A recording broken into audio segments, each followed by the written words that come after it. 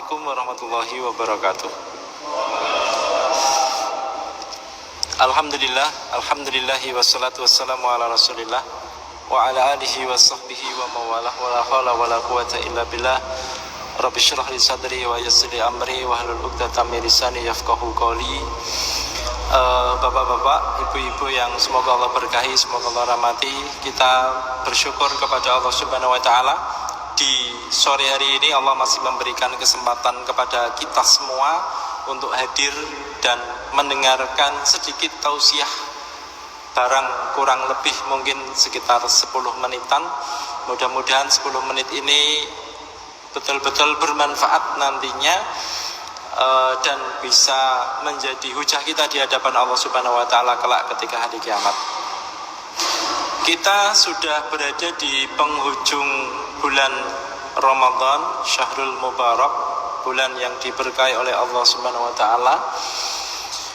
Kalau mengacu pada satu hadis Nabi Shallallahu alaihi wasallam, itu semakin kita mendekati garis finish, harusnya seluruh aspek anggota badan kita, dari tangan, mata, telinga, kaki, kemudian pikiran, hati, termasuk hati, itu sudah mulai untuk fokus, ya, sudah mulai untuk fokus pada satu titik, yaitu bermunajat kepada Allah Subhanahu wa taala. Bisa jadi bapak-bapak sekalian dan ibu-ibu sekalian ada yang melaksanakan amalan yang dianjurkan dan disunahkan oleh Nabi, yaitu beriktikaf di 10 hari terakhir di bulan Ramadan, ya, meninggalkan anak istri di rumah, meninggalkan cucu cicit di rumah, fokus untuk beribadah kepada Allah Subhanahu wa taala di masjid, tidak pulang dari awal sampai nanti menjelang maghrib, ya, sampai maghrib bulan Syawal, ya, karena perpindahan bulan Komariah itu di maghrib, Pak, kalau Masehi di jam 12 malam. Ya, kalau kemudian kita tidak mampu untuk beriktikaf karena mungkin pekerjaan yang mengikat kita, kehidupan yang kemudian mengingat kita harus cari nafkah untuk anak istri kita harus ke kantor karena kita terikat dengan instansi tertentu, maka kita bisa mengamalkan dan mengusahakan amalan-amalan yang lain, terutama adalah amalan-amalan sedekah atau sedekah, ya, amalan-amalan sedekah yang kemudian sedekah ini harapannya nanti mampu untuk menutupi kekurangan-kekurangan amalan-amalan kita di bulan Ramadan ini. Bisa jadi kita ketika berpuasa kita masih buruk sangka kepada tetangga atau kepada orang-orang yang kita lihat dan kita perhatikan. Bisa jadi ketika kita di 10 hari terakhir kita sudah merancang jauh-jauh hari di bulan Sya'ban mau menghatamkan Al-Quran 3 kali, tapi ternyata di titik ini 1 kali pun kita masih belum sampai, ya, bisa jadi begitu. Maka penuhi itu semua dengan ibadah-ibadah kita, ya, penuhi itu semua dengan sedekah, infak sedekah dan lain sebagainya. Ini salah satu cara untuk menutup kekurangan kita di bulan Ramadan.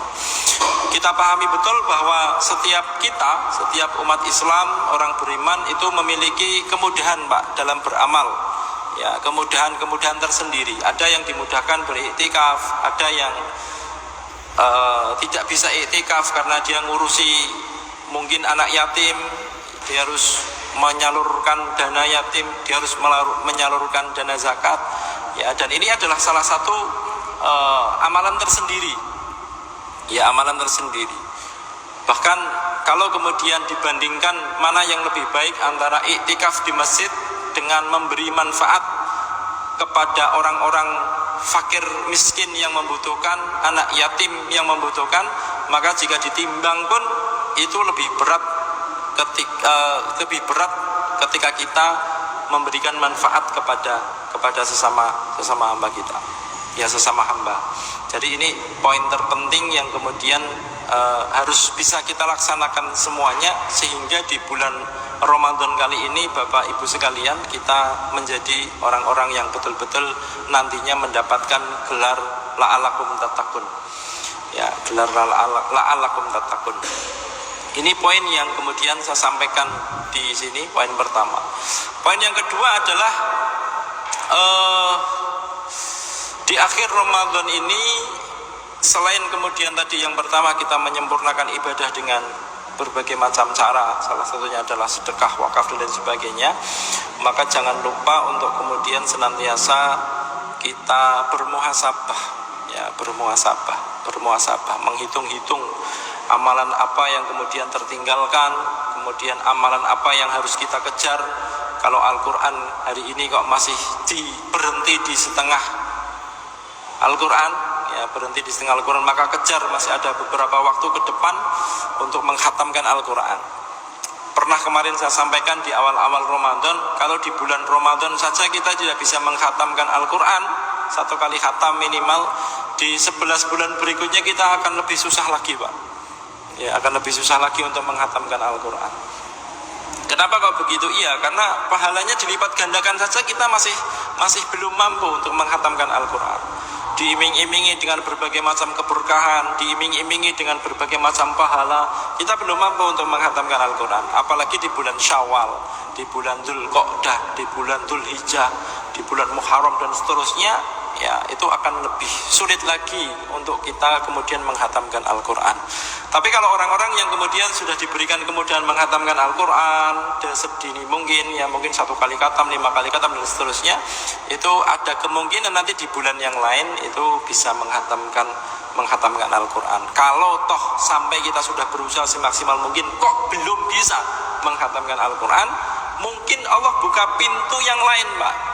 Ya, mungkin Allah buka pintu amal yang lain, bisa dengan amal yang lain, nyantuni janda misalkan, atau yatim, atau kemudian memberikan manfaat kepada orang lain dengan berbagai macam manfaat, memberi petunjuk, misalkan ada orang kesusahan kita bantu, dan seterusnya. Ini adalah salah satu amalan-amalan yang harus ada pada diri kita semua di akhir Ramadan.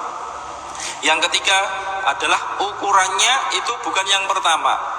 Ya, kalau pertama awal Ramadan kita belum mempersiapkan semaksimal mungkin, jangan sampai di akhir Ramadan ini kita babar blas, tidak punya ghirah, tidak punya semangat untuk kemudian mengumpulkan tenaga pikiran hati kita untuk bermunajat kepada Allah Subhanahu wa taala. Paling tidak kita berusaha, Pak, sampai malam, ya, tahan kantuknya. Pahalanya luar biasa itu, Pak, tahan ngantuk. Ya, kemudian sambil memperbanyak doa yang dianjurkan oleh Nabi SAW, Allahumma innaka afuun tuhibbul afwa fa'fu anni. Ya, Allahumma, ya Allah, ya, innaka afuun, sesungguhnya engkau adalah pemaaf. Ya, engkau adalah pemaaf, pengampun, tuhibbul afwa, dan engkau suka terhadap ampunan, ya, terhadap orang-orang yang minta maaf, ya, maka fa'fu anni, ya, maka ampunilah dosa dan kesalahanku.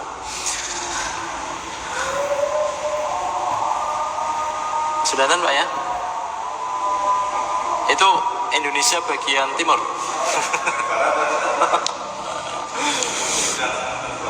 Ya, ini karena sudah ada yang azan. Itu betul apa salah, Pak? Hah? Sini kurang 3 menit. Kurang 2 menit. Ya, masih ada waktu 2 menit untuk persiapan berbuka. Bapak Ibu sekalian, mengingatkan kita perbanyak doa sebelum berbuka, karena doa sebelum berbuka itu adalah doa yang mustajab di hadapan Allah Subhanahu wa taala. Demikian yang dapat saya sampaikan pada sore hari ini.